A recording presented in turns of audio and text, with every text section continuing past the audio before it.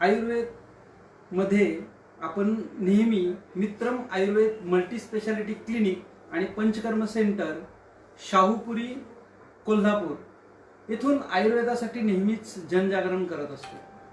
लोकांना आयुर्वेदिक औषधं, आयुर्वेदिक जीवन पद्धती आणि संपूर्ण आयुर्वेद कसा असतो याविषयी माहिती दिली जाते. तर असे व्हिडिओज तयार करत असतानाच आज आपला विषय आहे सौंदर्य आणि आरोग्य, आणि यासाठी आपल्याकडे आलेले आहेत वैद्य प्रवीण माने सर. नमस्कार.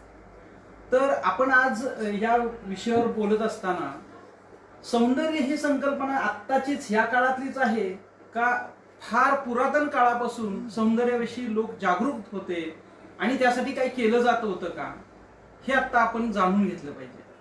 कारण आजच्या काळामध्ये सौंदर्य हा प्रथमतः समोर आलेल्या प्रत्येक माणसाचा एक बघण्याचा दृष्टिकोन असतो की या माणसाची ठेवण कशी आहे, हा माणूस राहतो कसा, या माणसाची केशरचना कशी आहे, किंवा या माणसाचं एकूण ओठांची, नाकाची, डोळ्यांची जी ठेवण आहे, तर त्याचा जो फर्स्ट इम्प्रेशन पडत असतं, तर त्याविषयी लोक आता जागरूक होत आहेत.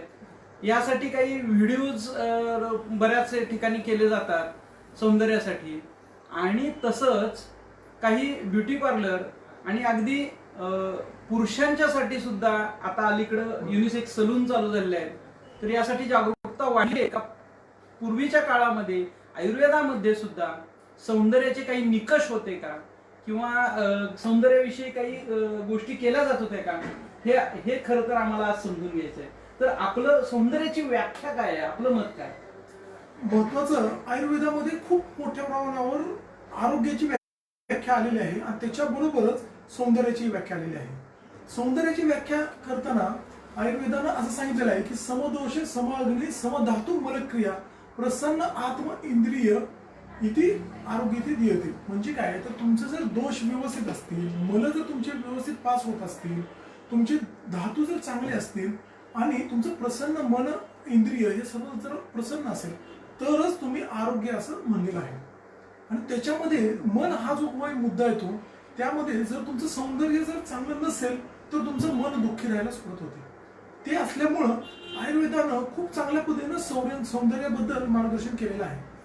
त्यामध्ये तुमचा एक प्रश्न होता की पुरातन काळामध्ये सौंदर्याबद्दल काय मार्गदर्शन केलेलं आहे का, तर आयुर्वेदानं खूप चांगल्या पद्धतीने दिलेलं आहे. त्यामध्ये त्यांनी अष्टोनिंदित पुरुष सांगितलेले आहे. म्हणजे 8 प्रकारचे जे काही निंदित पुरुष सांगितलेले आहे की अशा पद्धतीने नसलं पाहिजे. त्यामध्ये त्यांनी अति दीर्घ आणि अति रस्व, म्हणजे सौंदर्यामध्ये जो सर्वात महत्वाचा घटक येतो तो म्हणजे स्थौल्य जास्त असणं किंवा एकदम पातळ असणं. एकदम पातळ जर व्यक्ती असेल तरी ती चांगली दिसायला नसते, आणि जर ती खूप स्थूल पण असेल तरी पण चांगली दिसत नाही. खूप उंच असेल म्हणजे अति दीर्घ तरी पण ती चांगली दिसत नाही, आणि खूप बुटकी असेल तरीही ती चांगली दिसत नाही. तसंच आयुर्वेदानं सांगितलेलं आहे की अति कृष्ण म्हणजे खूप जर काळपट रंग असेल तरीही तो दिसायला व्यवस्थित दिसत नाही, आणि तसंच अति पांढरा जर रंग असेल म्हणजे श्वेत कुष्ठ सारखा आपण म्हणूया की पांढरे डाग अंगावरती पूर्ण उठलेला आहे, तरीही तो चांगला दिसत नाही. त्यामुळे आयुर्वेदामध्ये सौंदर्याबद्दलचे खूप चांगलं मार्गदर्शन आलेलं आहे. आम्ही आमच्या प्रॅक्टिसमध्ये मित्रम आयुर्वेदमध्ये हे खूप वेळा वापरत असतो, वेगवेगळे लेप वगैरे. तसंच आपल्या पुरातन काळामध्ये ज्या आपल्या कथा आहेत, ज्यामध्ये महाभारत एक घेऊया आपण, त्यामध्ये पण द्रौपदीसाठी सुंदर दिसण्याचे खूप वेगवेगळे लेप आलेले आहेत. की ते केसांना वेगवेगळे तेल वापरत होते, तसेच चेहऱ्याला वेगवेगळे लेप वापरत होते. त्यामुळं आयुर्वेदामध्ये सौंदर्यासाठी खूप चांगल्या पद्धतीने मार्गदर्शन आलेलं आहे. आपण व्यवहारामध्ये ज्या वेळेला विचार करतो की सौंदर्याची व्याख्या काय करावी, त्यावेळेला आपल्या चेहऱ्याचा, त्वचेचा, दातांचा, केसांचा जो प्राकृतिक रंग आहे, म्हणजे केसांचा प्राकृतिक रंग आहे काळा, तो जर पांढरा होत असेल तर ते सौंदर्य चुकीचं आहे. त्यामुळे केसांचा काळा रंग हे सौंदर्यासाठी चांगली गोष्ट आहे. दातांचा पांढरा रंग हे सौंदर्यासाठी चांगली गोष्ट आहे. तिथं जर दातांचा रंग बदलत असेल तर ते धोकादायक आहे. त्यामुळं जे प्राकृतिक रंग आहेत, केसांचे, दातांचे, ओठांचे, त्वचेचे, ते प्राकृतिक रंग असणं हे सौंदर्याचे एक महत्वाचा मुद्दा आहे. दुसरा मुद्दा आहे की ते व्यवस्थित असणं, म्हणजे त्या त्या ठिकाणी असणं. केस हे डोक्यांवरती पाहिजेत. स्त्रिया पुरुषांमध्ये मिशा दाढी ह्या केस व्यवस्थित पाहिजेत. पण ते जर स्त्रियांमध्ये जर दाढीसारखे जर लव यायला लागले तर ते सौंदर्याला बाधक आहे. त्यामुळे स्त्री पुरुषांमध्ये पण यात काही गोष्टी बदल घडतात आणि त्या पद्धतीनंही आपल्याला तो विचार करावा लागतो. त्याच पद्धतीनं अंग अवयवामध्ये त्वचेचा वर्ण उजळ असणं, मगाशी आपण जो मुद्दा म्हणलं की जर त्वचेचा रंग जर काळपट असेल तरी ते धोकादायक आहे. त्यामुळे त्वचेचा रंग उजळ असणं हे पण उजळमध्ये मग तो काळपट जरी असेल पण तो जर ग्लोईंग असेल, त्वचा जर तुमची आरोग्यदायी असेल तर ते आपोआप ग्लो करते. त्यामुळे रंगाशी मतलब नाही की तो काळा आहे का पांढरा आहे, पण तो जर ग्लो असेल, ती जर त्वचा निरोगी असेल तर ती सौंदर्याला चांगली आहे. अशा पद्धतीने वेगवेगळ्या गोष्टी सौंदर्यासाठी आलेल्या आहेत. उत्तम, तुम्ही फार सुंदर सांगितलं. म्हणजे प्रभा आणि तेज याचा रंगाशी कसा संबंध आहे हे फार सुंदररित्या तुम्ही सांगितलं. आता आपण असा विचार करू की मग अशा प्रकारे सौंदर्याला बाधक होणारे घटक नैसर्गिक जन्मतः असणाऱ्या काही गोष्टी सोडून देऊ, पण आपल्याला सौंदर्य आपलं वाढवायचं आहे, पण सौंदर्य आपलं खराब का होतं हे आधी समजून घेतलं पाहिजे. बरोबर आहे. तर मग त्यासाठी काही कारण आहेत की ज्याच्यामुळं आपल्याला हे सौंदर्याला बाधक घटक घडून येतात. तेच मगाशी जो आपला मुद्दा आला त्यामध्ये सौंदर्याला बाधक घटकांचा पुढचा मुद्दा येतो की आपलं सौंदर्य कोणत्या घटकावर अवलंबून आहे हे कळल्यानंतर सौंदर्याचे बाधक घटक येतात. त्यामध्ये जर तुमचं वजन जास्त वाढत असेल, स्थूलपणा जर वाढत असेल तरी सौंदर्याला तो बाधक आहे, कारण त्यामुळे तुमचं सौंदर्य चांगलं दिसणार नाही. तसेच तुमचं जर वजन खूपच कमी असेल, प्रमाणबद्ध वजन जर नसेल आणि तुम्ही खूपच कृश असाल तरीही ते तुम्हाला दिसायला चुकीचं दिसतं. केस हे काळपट केस पाहिजेत, काळे केस पाहिजेत. ते जर ग्रे किंवा पांढरट व्हायला लागले, पांढरे व्हायला लागले, अकाली पांढरे व्हायला लागले, केस पांढरे होणं हे 40-45 नंतर योग्य आहे, निसर्गानुसारच आहे. पण ते जर अकाली जर तुमचे केस पांढरे व्हायला लागले तरीही ते सौंदर्याला बाधक आहे.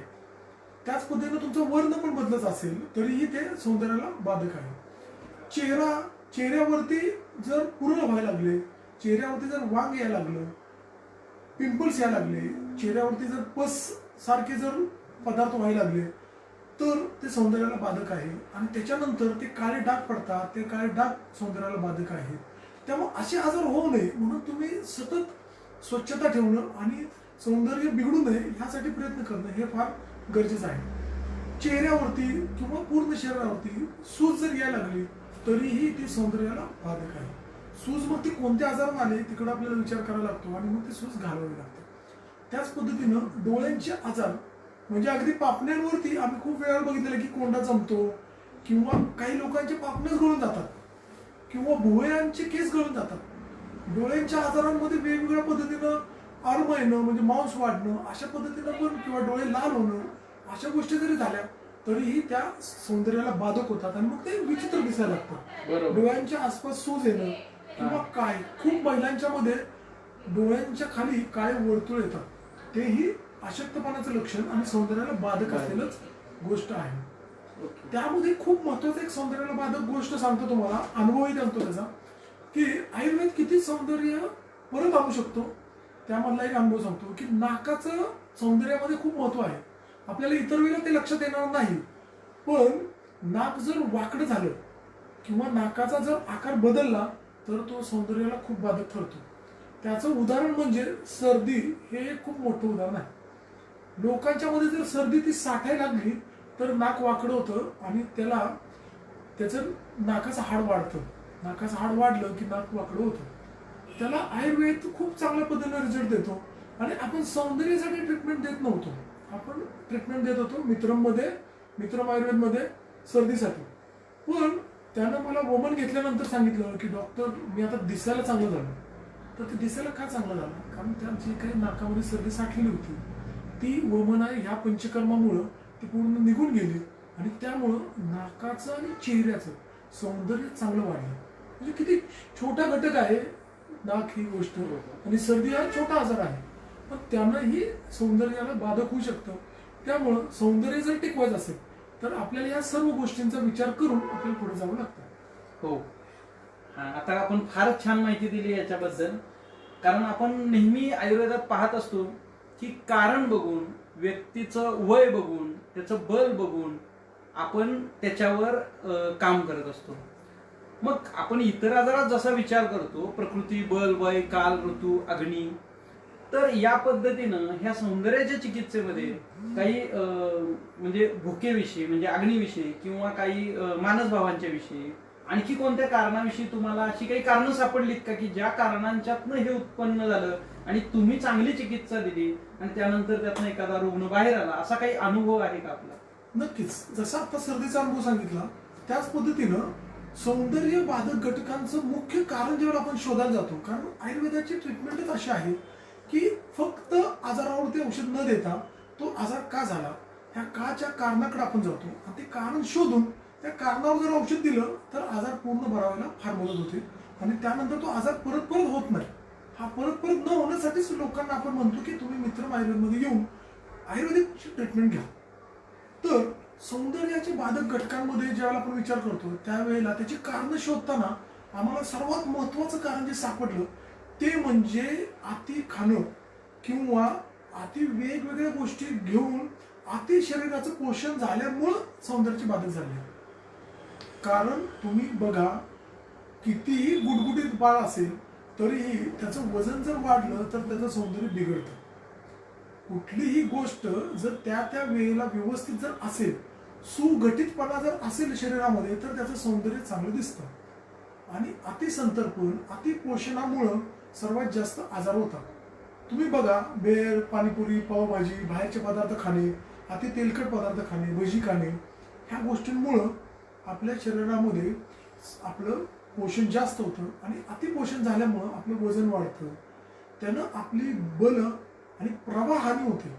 आपल्या चेहऱ्याला जे काही तेजस्वी बल दिसलं पाहिजे, तेजस्वीपणा जो दिसला पाहिजे, तो बलक्षय हानी झाल्यामुळं सौंदर्याचं बाधकपणा जास्त होतं. त्यामुळे संतर्पणजन्य आहार तुम्ही टाळला पाहिजे. मग त्यामध्ये ब्रेड, बिस्किट असेल, अतिखाण असेल, त्याच्याबरोबर जोडूनच सांगतो की अजीर्ण सारखा जो काही गोष्टी आहेत, म्हणजे अगोदर आपण खाल्लेलं आहे आणि परत मित्र भेटला म्हणून परत वडापाव खाणं, अगोदरचं खाल्लेलं पचलेलं नसताना खाणं, हे पण सौंदर्य बाधक आहे. ते पण एक कारण आहे. त्यानं आपलं पोषण अति होतं, जुनं पचत नाही आणि अजीर्णासारखा आजार मागं लागून आपल्या बलक्षय हानी होते. आपली प्रभा, आपल्या चेहऱ्याचं जे काही तेजस्वीपणा आहे तो हानी होतो. आपल्या शरीरातल्या दूषित गोष्टी वाढायला सुरुवात होते आणि मग त्या गोष्टी राहिल्या की आपण उत्साही राहत नाही. आणि उत्साह नसेल, आनंद नसेल तर कितीही तुम्हाला चांगलं पावडर वगैरे लावली तरी तुम्ही आनंद दिसत नाही आणि त्यामुळे सौंदर्याची हानी होते. त्यामुळे तो एक घटक खूप महत्वाचा आहे. अजीर्ण हा एक घटक खूप महत्वाचा आहे. त्यामध्ये मग अजीर्णामध्ये परत दोन मुद्दे येतात. एक अतिभोजन, विषमाशन, चुकीच्या वेळेला जेवणं आणि दुसरं अजिबात न जेवणं म्हणजे उपवास करणं. उपवास केले तरीही सौंदर्याची हानी होतेच. त्यामुळे ह्या गोष्टी टाळणं आपण फार गरजेचं आहे. तुम्ही त्या जर करत असाल तर तुम्ही तुमच्या जवळच्या आयुर्वेदिक वैद्य डॉक्टरांना भेटून तुम्ही ह्या गोष्टींचं महत्त्व जाणून घेऊन त्याच्यावरती उपाय करणं फार गरजेचं आहे. तुम्ही जसा एक मुद्दा म्हटला की मानस भावाचा काय कारण आहे का, तर असं मी खूप वेळेला बघितलेलं आहे आणि तुम्हीही तुमच्या व्यवहारामध्ये बघितलं असेल की काहीतरी चुकीची गोष्ट घडली, कुठली तरी गोष्टींचा मनावरती आघात झाला की आपण जेवण वगैरे त्याग करतो किंवा आपला पूर्ण उत्साह निघून जातो आणि त्याच्यामुळेही आपलं सौंदर्याचं बाधक होतं. त्यामुळे मानसभाव ही खूप महत्वाची गोष्ट आहे. त्यामध्ये तुम्हाला उदाहरणार्थ एक पेशंट होतं सांगतो की चेहऱ्यावरती काळपटपणा आहे म्हणून त्यांनी खूप वेळेला सांगितलं होतं की पेशंट खूप दिवस ट्रीटमेंट घेत होता की चेहऱ्यावरती काळपटपणा आहे, त्याच्याबद्दल तुम्ही आम्हाला ट्रीटमेंट द्या. तर मी त्यांना खूप दिवस ट्रीटमेंट देत होतो. साधारण 15 दिवस गेले, 21 दिवस गेले तरी त्या माणसाच्या चेहऱ्यावरती काळपटपणा काही कमी होत नव्हता. आणि म्हणून मी त्यांना सहज विचारलं की बाबा तुम्हाला काही चिंता आहे. त्यावेळेला त्यांनी सांगितलं की हा, माझ्या असं एक घटना घडलेली होती आणि त्या गोष्टीची चिंता, त्याचे टेन्शन्स मला पाठीमागं आहे. म्हणून त्यांना मानस भावावरती आपण ट्रीटमेंट दिली, म्हणजे रात्री शांत झोप लागावी आणि त्यांनी ह्या गोष्टींचं टेन्शन घेऊ नये म्हणून शिरोधारा म्हणून एक ट्रीटमेंट आयुर्वेदामध्ये सांगितलेली आहे. ती पंचकर्मामध्ये येते. तर ती शिरोधारा आपण करायला सुरुवात केली आणि तिथून त्या पेशंटची प्रभा वाढायला सुरुवात झाली, त्याचा चेहऱ्याचा काळपटपणा कमी व्हायला सुरुवात झाला. म्हणून आयुर्वेदामध्ये याची खूप चांगली उत्तरं दिलेली आहे. सर्व उत्तर आयुर्वेदामध्ये सौंदर्य आणि प्रकृतीनुसार पूर्ण उपचार दिलेले आहेत. आपण फक्त ते शोधण्याला गरज आहे. गरज आहे. आता या पद्धतीनं जसं तुम्ही मानसभाव सांगितले किंवा अजीर्णांच्या विषयी, खाण्यापिण्याविषयी सांगितलं, तसंच मला असं वाटतं की आता जे नवीन ठिकाणी ब्युटी पार्लर तयार होत आहेत, बरीच लोक आता ब्युटिशियन म्हणून काम करत आहेत आणि टीव्हीवर तर अत्यंत फार मोठ्या मोठ्या जाहिराती असतात आणि त्या परिणामकारक असतात. म्हणजे कॉलेजमध्ये एखादा मुलगा जातोय आणि त्याकडे कोणच पाहत नाही आणि एखादी क्रीम फासल्या लगेच तो गोरा पान होतो आणि मग सगळ्यांना वाटतं की आपण पण लावून कॉलेजमध्ये जावं. तर मग असे काही केमिकल्स असलेले, कंटेंट असलेले काही क्रीम्स किंवा इतर काही लेप जर झाले तर मग त्याचा परिणाम कितपत दिसतो आणि आयुर्वेद त्याचा विचार मग काय करतं? नक्कीच. आता आयुर्वेदानुसार आपण ज्यावेळेला विचार करतो त्यावेळेला हे खूप धोकादायक आहे. कारण खूप लोक, आता सर्व लोकांना काय लागलेलं आहे की रासायनिक घटक असलेली कोणतीही गोष्ट ही तात्पुरती परिणाम दाखवेल, पण त्याच वेळेला ती कोणता ना कोणता तरी साईड इफेक्ट ती करेल. त्यामध्ये एक महत्वाचा साईड इफेक्ट मी ज्यावेळेला आम्ही ट्रीटमेंट देतो त्यावेळेला मला जाणवलेला आहे, तो म्हणजे केस सरळ उभी करणारी जी काही ट्रीटमेंट केली जाते त्यामध्ये केस सरळ उभी करण्याच्या ट्रीटमेंटमध्ये ज्या वेळेला ते लोक वेगवेगळ्या जेल वगैरे वापरतात, त्या जेल वापरल्यामुळं केस पांढरे झालेल्याची खूप लोकांची तक्रार आहे. म्हणजे तात्पुरते केस उभे करण्यासाठी क्रीम वापरली आणि इकडे साईड इफेक्ट कायमचा झाला केस पांढरे होणे. म्हणजे अकाली केस पांढरे होणे ह्या गोष्टीचा एक धोका संभवतो. तसेच चेहऱ्याला जे काही मलम लावले जातात त्याच्यामुळे केस गळणी ती वाढते, ह्याचेही आम्ही भरपूर उदाहरणं बघितलेली आहेत. सोरायसिस सारखा आजार हे अशा वेगवेगळ्या चुकीच्या क्रीम लावल्यामुळं तयार झालेले आम्ही आमच्या प्रॅक्टिसमध्ये बघतो. आणि मग त्याला विषग्न ट्रीटमेंट, परत आयुर्वेद तिथे येतो आपल्यासाठी मदतीला आणि आयुर्वेद म्हणतो की विषग्न ट्रीटमेंट त्यासाठी द्या. आणि मग त्यासाठी विषग्न ट्रीटमेंट दिल्यानंतर पूर्ण तो पेशंट बरा झालेला आम्ही बघितलेला आहे. म्हणजे हे जे काही केमिकल गोष्टी आपण वापरतो ते शरीरावरती विषासारखे काम करतात. त्यामुळे कमीत कमी लोकांनी या अशा गोष्टी वापराव्यात आणि जर वापरायचे असतील तर तज्ज्ञ आयुर्वेदिक तज्ज्ञांचा, वैद्यांचा त्याच्यासाठी सल्ला घ्यावा की कोणते मी वापरावं आणि मगच त्या पद्धतीने वापरावे. आणि त्यासाठी आयुर्वेदामध्ये भरपूर वेगवेगळे लेप आलेले आहेत. मी जसं म्हणलं तुम्हाला, अगदी द्रौपदी वापरत होते तेव्हापासून ते आतापर्यंत खूप वेगवेगळे आयुर्वेदामध्ये लेप आलेले आहेत की जे आम्ही सक्सेसफुली आयुर्वेदात वापरतो आहोत. तसे लेप तुम्हाला उपलब्ध होऊ शकते. हा, म्हणजे आपण आता चिकित्सेच्या पुढच्या टप्प्याकडे जात आहोत. नक्कीच. तर कारणं झाली, आपल्याला समजलं काय खायला पाहिजे, काय कसं वागायला पाहिजे, कसं राहायला पाहिजे, त्याच पद्धतीनं आता आपण चिकित्सेकडे वळतोय. तर मला असं वाटतंय की ह्याच्यामध्ये काही वेगळी औषधं वापरली जावीत. तुमचे काही अनुभूत योग पण असतील की जे वापरणं, तर तुम्हाला माहिती की पेशंट 100% बराच होतो.